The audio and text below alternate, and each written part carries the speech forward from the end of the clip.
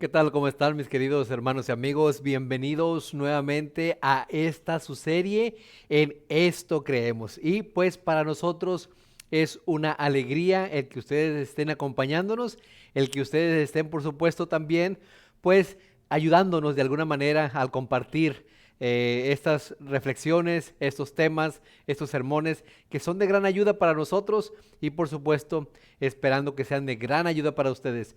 En esto creemos, ya vamos en el tema número 24 y hoy, mi querido hermano y amigo, vamos a hablar acerca de el ministerio de Cristo Jesús en el santuario.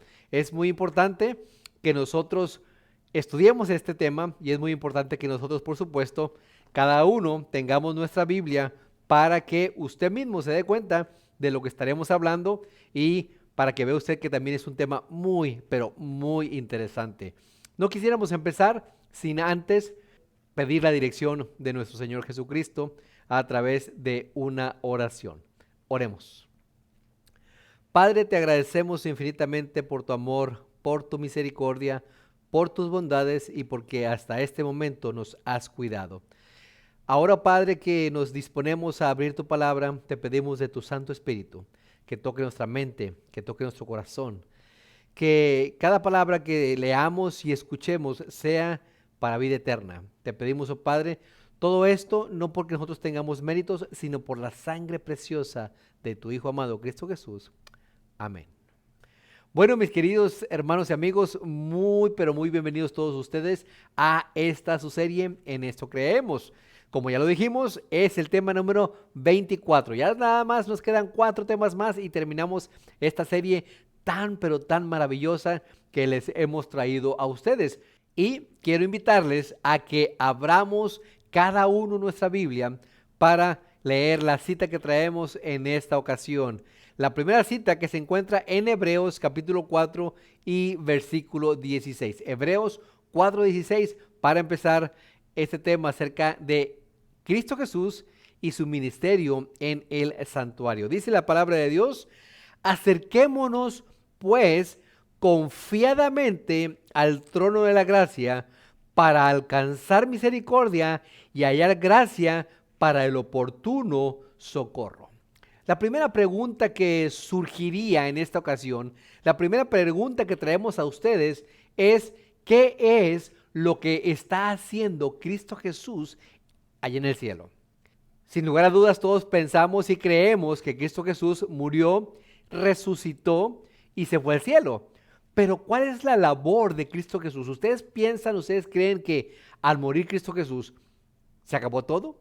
¿Ya no está haciendo nada más? Bueno, vamos a ver en este estudio qué es lo que está haciendo Cristo Jesús, cuál es su ministerio allá en el cielo.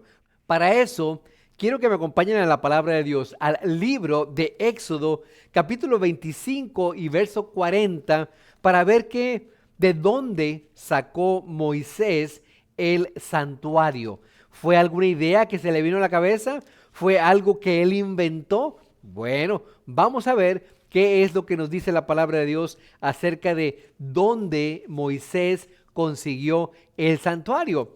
Y dice la palabra de Dios en Éxodo 25:40 de la siguiente manera: mira y hazlos conforme al modelo que te ha sido mostrado en el monte. Estas, por supuesto, son palabras de Jehová a Moisés. A Moisés se le encargó que hiciera esta labor, no solamente sacar al pueblo de Israel de Egipto, sino también que construyera un santuario para Jehová. Él quería estar con nosotros, él quería estar con su pueblo y Dios le dijo: pero no lo vas a hacer así nada más como así, vas a hacerlo según el modelo que yo te estoy mostrando. Y es lo que acabamos de leer: mira y hazlos conforme al modelo que te ha sido mostrado en el monte. Jehová fue el arquitecto de este santuario en el cual hoy Cristo Jesús está intercediendo por nosotros allá en el cielo. Pero miren, vayamos no nada más aquí en Éxodo, habla acerca del santuario. Si vamos al Nuevo Testamento, al libro de Hebreos, capítulo 8 y versículos 2 y 5 encontraremos pues más luz con respecto a esto. Hebreos capítulo 8, versículos 2 y 5, dice la palabra de Dios: ministro del santuario. Aquí el autor de Hebreos hablando acerca de Cristo Jesús, ministro del santuario y de aquel verdadero tabernáculo que levantó el Señor y no el hombre. Si nos damos cuenta, mis queridos hermanos, aquí el autor de Hebreos está haciendo una distinción entre el que hizo el hombre, o sea, Moisés, el santuario, que después fue reconstruido, y el santuario que dice que está el verdadero, que no lo creó o no lo levantó el hombre, sino el Señor. Y continúa diciendo en el versículo 5, los cuales sirven a lo que es figura y sombra de las cosas celestiales. Interesante esto, como se le advirtió a Moisés cuando iba a erigir el tabernáculo, diciéndole: mira, haz todas las cosas conforme al modelo que se te ha mostrado en el monte. Si se da cuenta, mi querido hermano y amigo, aquí el autor está mencionando, está citando el mismo texto que acabamos de leer de Éxodo 25:40. Y por supuesto nos está diciendo que lo que Moisés construyó era sombra y figura de lo que estaba allá en el cielo, de el verdadero tabernáculo o el verdadero santuario. Pero fíjense lo que dice el siguiente capítulo, el capítulo 9, versículo 11. Dice la palabra de Dios: pero estando ya presente Cristo, sumo sacerdote de los bienes venideros, por el más amplio y más perfecto tabernáculo, no hecho de mano, es decir, no de esta creación. No es una idea que se le vino a Moisés. No es una idea que algún grupo religioso haya puesto sus ojos en el santuario para ver y para descubrir que en el santuario, mi querido hermano y amigo, está la vida y por supuesto el ministerio de Cristo Jesús. No solamente lo que le iba a suceder, sino lo que también él iba a estar haciendo allá en el cielo por todos y cada uno de nosotros. Qué maravilloso, ¿verdad, mi querido hermano y amigo? Qué maravilloso. Ahora, mi querido hermano y amigo, tal vez usted se esté preguntando, bueno, ¿necesitamos nosotros esperar a que Cristo Jesús regrese para poder nosotros tener acceso al santuario que está ahí en el cielo? Bueno, la respuesta está en el primer texto que leímos nosotros hace un momento, que se encuentra, por supuesto, en Hebreos 9:16, y que dice: acerquémonos pues confiadamente al trono de la gracia para alcanzar misericordia y hallar gracia para el oportuno socorro.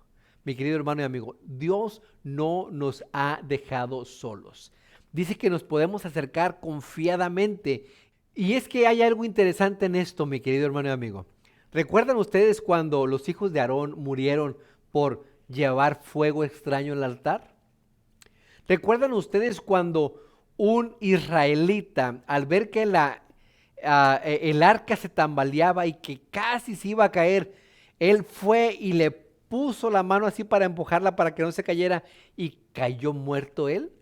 Bueno, Dios había escogido a un grupo especial de personas para que ellos ministraran en el santuario. Estos eran los levitas. Y solamente ellos podían entrar tanto al lugar santo como al lugar santísimo.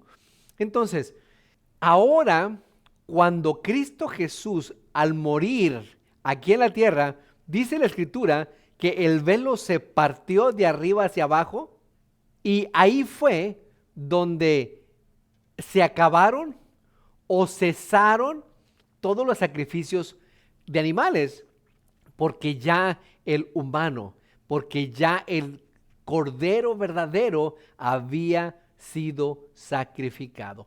Ya no se necesitarían más ningún sacrificio, porque por supuesto la sangre de Cristo era la que se necesitaba para poder derrotar a Satanás y para poder cubrir los pecados de todos y cada uno de nosotros. Pero mire, mi querido hermano y amigo, hay una profecía en la palabra de Dios, en el libro de Daniel, capítulo 9, donde ahí, no solamente en el santuario, se hablaba acerca o descubriríamos o se descubriría más adelante todo el ministerio de Cristo Jesús para la salvación, para salvar a todo el mundo, sino que había una profecía en la cual también iba a dar claves para saber cuándo iniciaría Cristo Jesús su ministerio aquí en la tierra. Mire, quiero que me acompañe rápidamente al libro de Daniel, capítulo 9, versículos del 24 al 27. Daniel, capítulo 9, versículos del 24 al 27. Y fíjense lo que dice la palabra de Dios. ¿De dónde sale o de dónde conocemos nosotros cuándo iniciaría el ministerio de Cristo Jesús aquí en la tierra? Mire, dice, 70 semanas están determinadas sobre tu pueblo y sobre tu santa ciudad para terminar con la prevaricación y poner fin al pecado y expiar la iniquidad, para traer la justicia perdurable y sellar la visión y la profecía y ungir al santo de los santos. Quiero hacer aquí una pausa, mi querido hermano y amigo. Daniel estaba preocupado. Daniel estaba viviendo en Babilonia. Habían sido el pueblo de Israel conquistados por Babilonia, y por supuesto entre Daniel y sus amigos y muchos otros habían sido llevados cautivos a Babilonia. Daniel estaba preocupado y él conocía las escrituras, por supuesto, y él estaba pidiendo en oración: Señor, ¿hasta cuándo? ¿Hasta cuándo tu pueblo seguirá sufriendo? Vino este ángel y le da, por supuesto, una explicación. Le da y le dice cuándo empezaría ese ministerio y hasta cuándo el pueblo de Israel tendría que sufrir.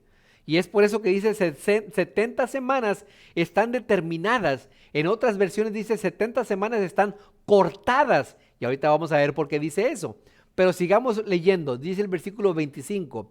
Sabe pues y entiende que desde la salida de la orden para restaurar y edificar a Jerusalén hasta el Mesías príncipe, o sea, hablando de Cristo Jesús, habrá 7 semanas y 62 semanas.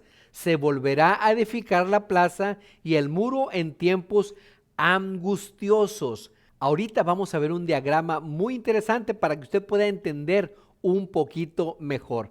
Pero sigamos leyendo. Dice el versículo 26, y después de las 62 semanas se quitará la vida al Mesías. Fíjese cómo en esta profecía de las 70 semanas está diciendo cuándo empezaría el ministerio y a qué semana o en qué momento se le quitaría la vida al Mesías. Mas no por sí.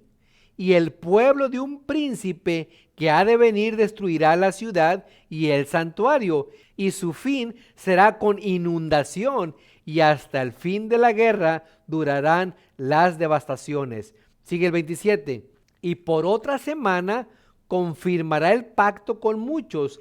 A la mitad de la semana hará cesar el sacrificio y la ofrenda. Después, con la muchedumbre de las abominaciones, vendrá el desolador hasta que venga la consumación y lo que está determinado se derrame sobre el desolador.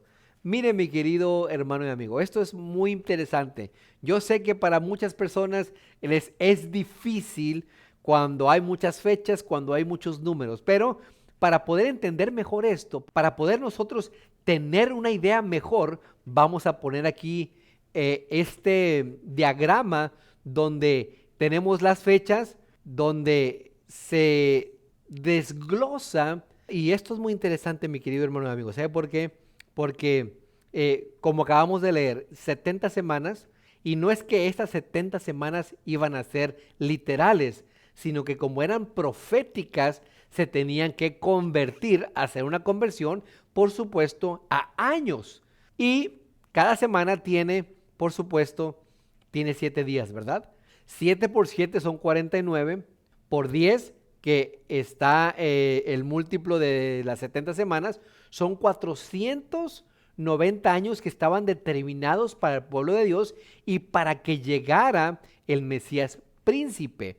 Pero ahí, como usted está viendo en el diagrama, usted está viendo que dice el versículo, en el versículo 25, usted está viendo que dice, ¿sabes? Pues, y entiende que desde la salida de la orden para restaurar y edificar a Jerusalén hasta el Mesías príncipe, habrá 7 semanas y 62 semanas. Haciendo esto, 69 semanas.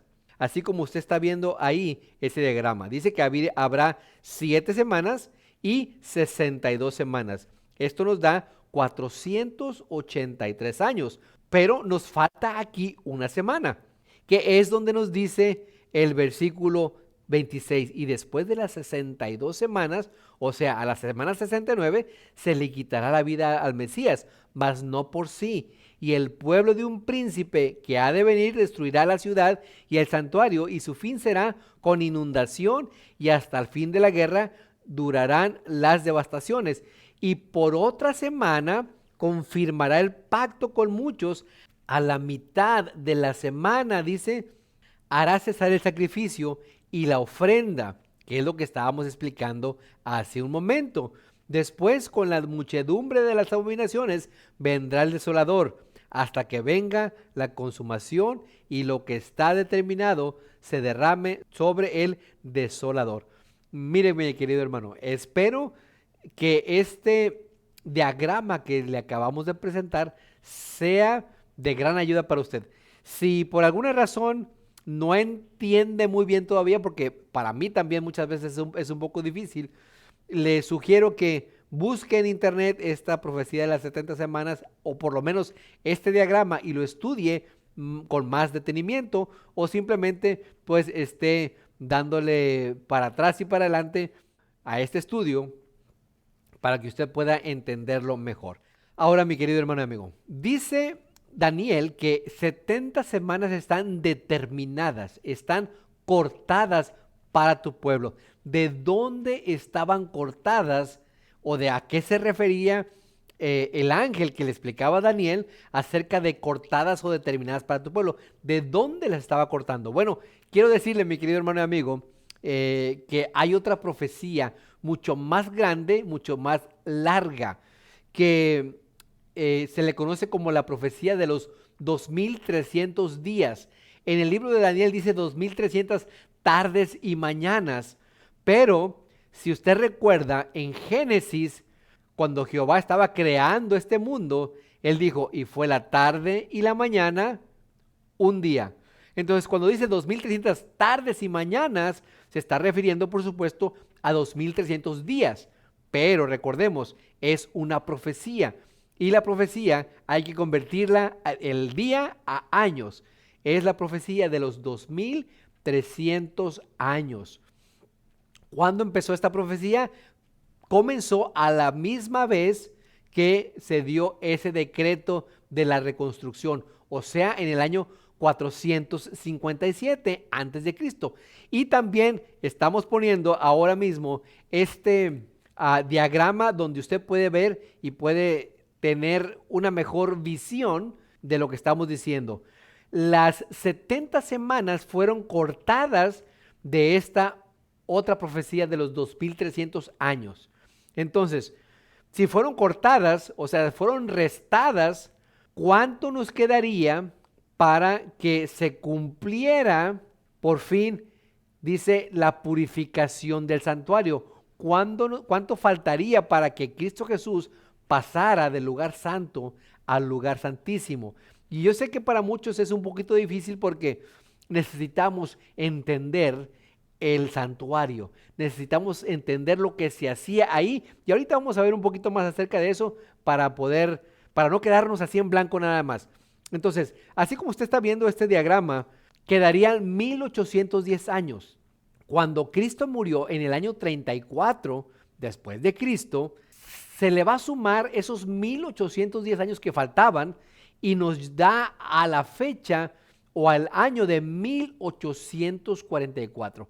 ¿Qué fue lo que pasó ahí en ese año? Bueno, ahorita lo vamos a ver. Miren, mi querido hermano y amigo, ya vimos que de la profecía de los 2300 años, fue cortada esta otra profecía de las 70 semanas que estaban determinadas para el pueblo de Israel.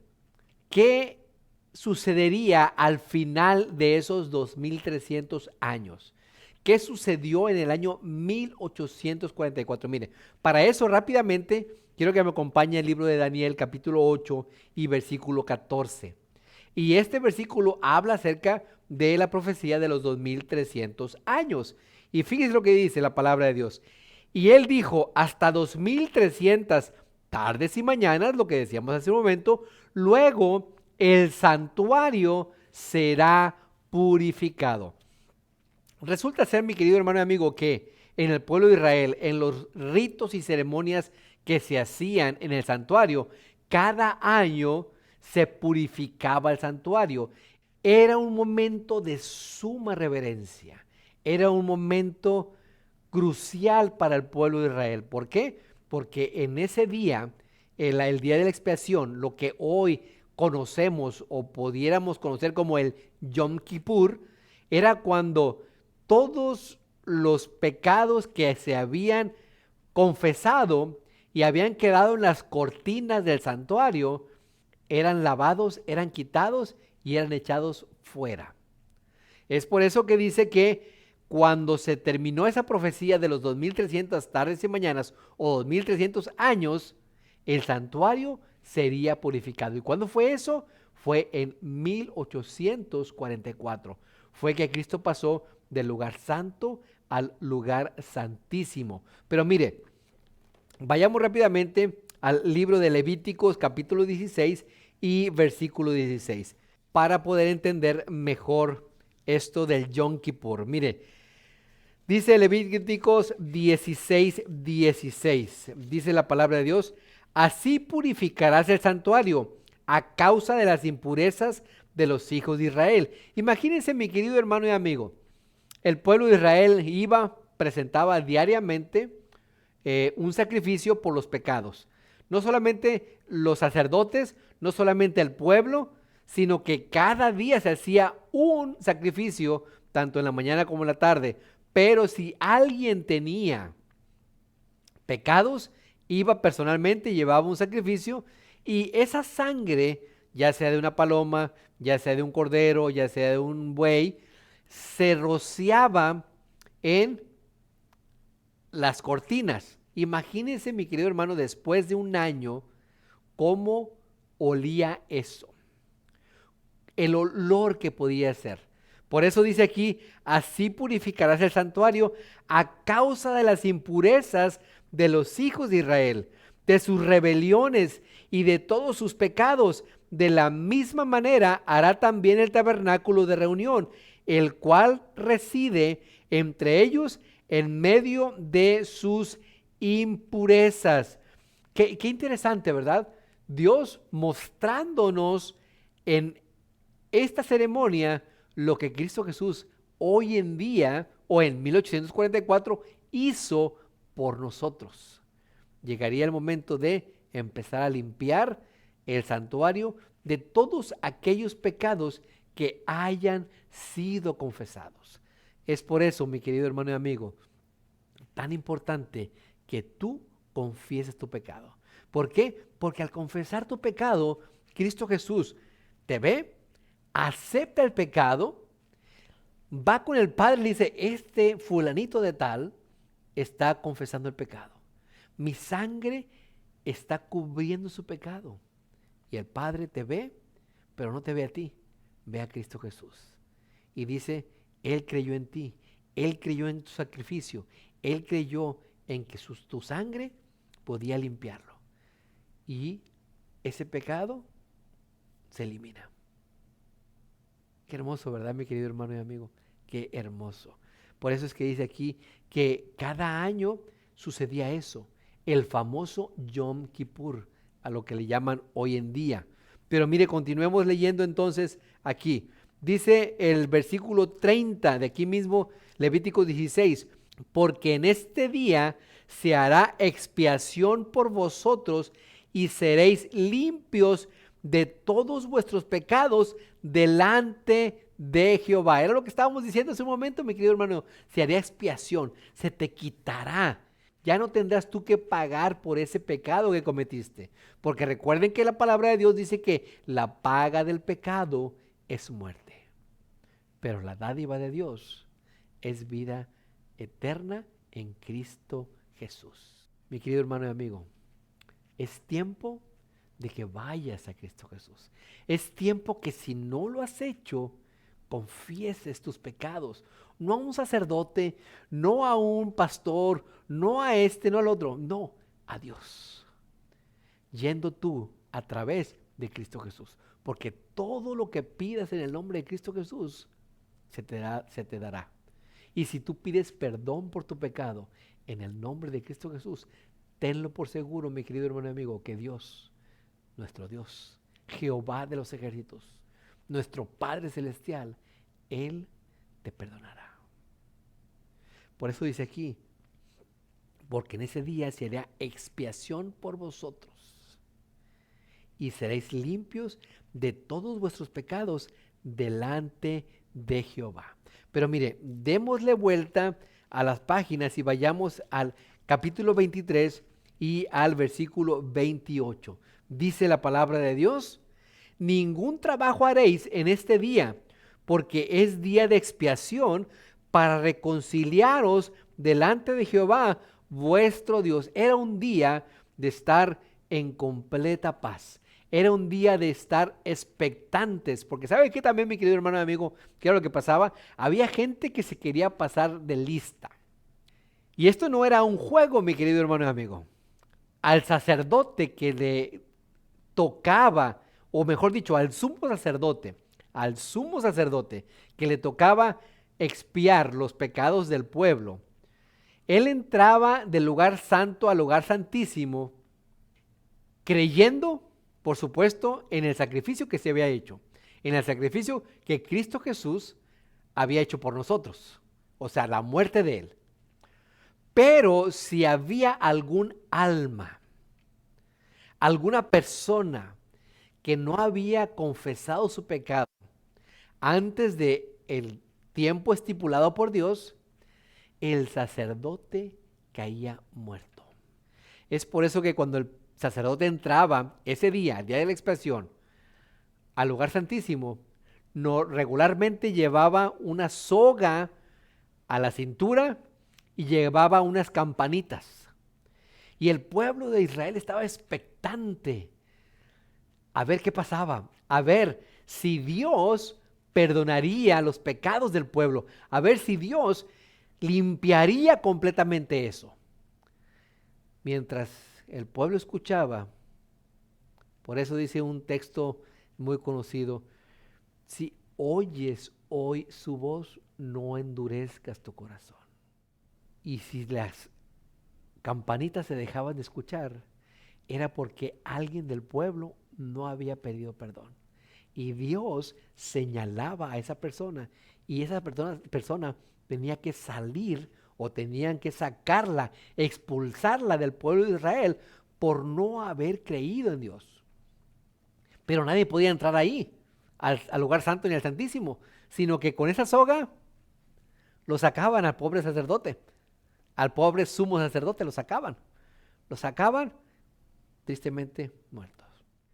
Imagínense la responsabilidad y el temor también que el sumo sacerdote pudo haber tenido, pero también al mismo tiempo la confianza de saber que él estaba limpio, porque él tenía que también sacrificar hacer un sacrificio por una ofrenda por sus pecados.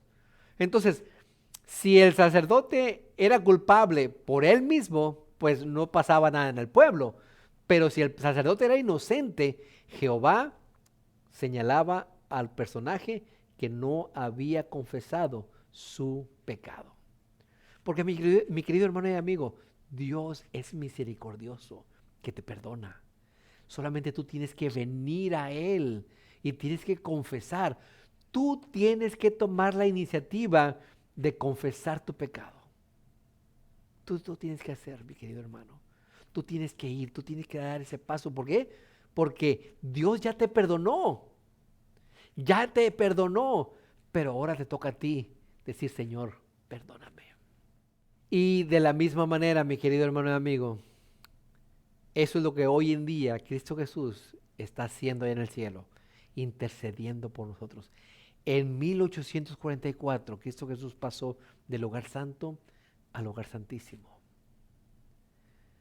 intercediendo con esa campanita.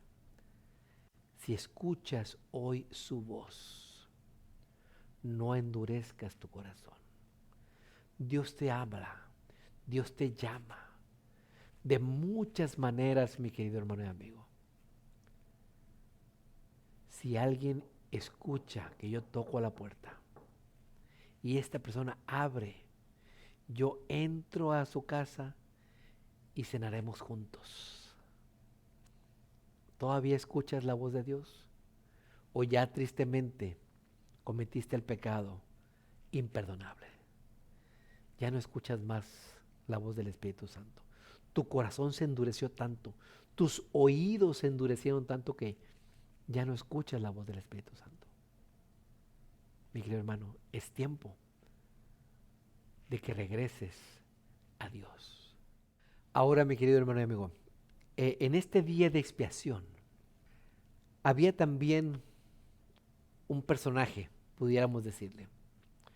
Cuando se iba a hacer ese día de expiación, se traían 2 machos cabríos. Se dice que uno era para Jehová y el otro era para o por Azazel. Hay muchos aquí que dicen que y piensan que Azazel era otra representación de Cristo Jesús por algunas cosas que se dicen acerca de él que se pudiera considerar que sí, pero vamos a ver que no es así. Este macho cabrío se hacían suertes y al que le tocaba era el macho cabrío para Jehová, representando por supuesto a Cristo Jesús. Y el otro, el macho cabrío, representando a Azazel, que me di a la tarea de buscar en una enciclopedia judaica o judía quién era Azazel, y ellos dicen que este Azazel era el representante del mal. Así es que, para aquellos que dicen que es una representación de Cristo Jesús, pues no puede ser, porque por los judíos saben un poquito más que nosotros, que ellos están empapados de toda de todos esos ritos y ceremonias. Por años, por miles de años ellos lo estuvieron haciendo.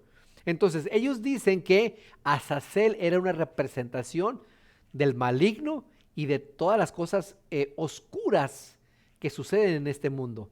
Entonces a ese macho cabrío, cuando se hacía el sacrificio, cuando el sumo sacerdote salía, ponía sus manos sobre ese macho cabrío y lo mandaban al desierto a morir. Ahora, uno puede decir, bueno, ¿cómo Satanás? Y por supuesto es representante de Satanás. Uno puede decir, ¿cómo Satanás va a llevar nuestros pecados? Si la Biblia dice que Cristo Jesús llevó nuestros pecados. Recordemos, el primer cordero llevaba los pecados de todos y con esa sangre se limpiaba. Pero también recordemos que al final, cuando Cristo Jesús venga, dice la Escritura en Apocalipsis, que Satanás será atado en este mundo, desolado. ¿Por qué? Porque va a haber destrucción, va a haber muerte, no va a quedar nadie vivo más que Satanás y si acaso sus ángeles. Nosotros los salvos estaremos en el cielo. Entonces Satanás estará aquí pagando por todos los pecados que nos hizo cometer a nosotros. Y esa sí pudiéramos decir, y si usted se pone un poquito más a pensar, ese cordero o ese macho cabrío enviado al desierto representa a Satanás, que él cargará con todos los pecados, pero no para ser perdonados, sino para ser castigado, que es muy diferente cuando Cristo Jesús cargó con nuestros pecados para que nosotros fuéramos perdonados, a que alguien cargue con sus pecados porque haberlos hecho cometer a todo el mundo. Pero mire, vayamos rápidamente para que no esté nada más hablando, sino para que podamos entenderlo mejor. Dice Levíticos 16, 5 y 8. Levíticos capítulo 16, versículos 5 y 8. Dice la palabra de Dios: y de la congregación de los hijos de Israel tomarán 2 machos cabríos para expiación y un carnero para holocausto. Esto es muy importante. Uno es para expiación, o sea, para perdonar, y otro es para holocausto, para eliminar. Holocausto es quemar, es eliminar, es castigar. Y dice el versículo 8: y echará suerte Aarón sobre los 2 machos cabríos, una suerte por Jehová y otra suerte por Azazel, que era lo que estábamos diciendo. Fíjense lo que dice el versículo 9. Y hará traer Aarón al macho cabrío sobre el cual cayere la suerte por Jehová, y lo ofrecerá en expiación, o sea, para perdón de nuestros pecados. Y dice el 10: mas el macho cabrío sobre el cual cayere la suerte por Azazel, lo presentará vivo delante de Jehová para hacer la reconciliación sobre él, para enviarlo a Azazel al desierto. Satanás, cuando quede aquí, por supuesto dice que quedará vivo. Como dice aquí también, que acabamos de leer, que ese macho cabrío por Azazel quedará vivo para presentarlo ante Jehová, para decir: él es el culpable de todo.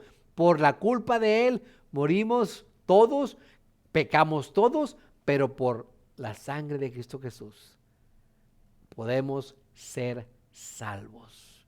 Podemos obtener y podemos tener la vida eterna. Vayamos al versículo 20 al 22. Mire lo que dice mi querido hermano y amigo. Cuando hubiese acabado de expiar el santuario y el tabernáculo de reunión y el altar, hará traer al macho cabrío vivo, o sea, a Azazel, y pondrá Aarón sus 2 manos sobre la cabeza del macho cabrío vivo y confesará sobre él todas las iniquidades de los hijos de Israel, todas sus rebeliones y todos sus pecados, poniéndolos así sobre la cabeza del macho cabrío, y le enviará al desierto por mano de un hombre destinado para esto. Y aquel macho cabrío llevará sobre sí todas las iniquidades de ellos a tierra inhabitada, y dejará ir al macho cabrío por el desierto. Mire, aquí es claro, mi querido hermano y amigo, no dice que ese macho cabrío lleva los pecados para ser perdonados. ¿Por qué? Porque ya el primer macho cabrío fue muerto para el perdón de nuestros pecados. Ahora este otro macho cabrío lleva los pecados, pero para él ser castigado por todos los pecados que él hizo cometer. Y discúlpeme que sea un poquito repetitivo, pero es que quiero que quede muy claro. Lo que Cristo Jesús está haciendo hoy por todos nosotros es intercediendo. Él ya murió. Pero ahora que estamos en el día de la expiación, en el día profético, por supuesto, estamos solamente esperando que regrese Cristo Jesús. Pero no ha regresado porque Él no retarda su promesa, sino que Él es fiel y Él es justo. Él quiere que todos lleguemos al arrepentimiento. Pero cuando Él regrese, Satanás quedará aquí solo, pagando por todas las maldades que hizo cometer a todo y cada uno de los seres humanos. Y aquí en el santuario, mi querido hermano y amigo, está todo revelado. No sabemos porque no estudiamos. No sabemos porque no leemos. Mi querido hermano y amigo, estudia. Mi querido hermano y amigo, lee. Mi querido hermano y amigo, empápate y entiende y descubre cómo es que Cristo Jesús te puede salvar a ti y me puede salvar a mí. Ahora, mi querido hermano y amigo, ¿cómo te sientes después de este estudio de saber que Cristo Jesús está intercediendo por ti? ¿Cómo te sientes de saber que Cristo Jesús se preocupa por ti, se preocupó por ti, y Él está dispuesto y estuvo dispuesto a perder su vida para que tú puedas ser salvo, para que tu familia sea salva? Miren, vayamos al último texto que se encuentra en el libro de Hebreos, capítulo 7. El libro de Hebreos, capítulo 7 y versículo 25. Dice la palabra de Dios, por lo cual puede también salvar perpetuamente a los que por él se acercan a Dios, viviendo siempre para interceder por ellos. Mi querido hermano y amigo, Jesús está intercediendo por ti. Ve a Él antes de que sea demasiado tarde. Que el Señor te bendiga. Nos vemos la próxima semana. Hasta luego.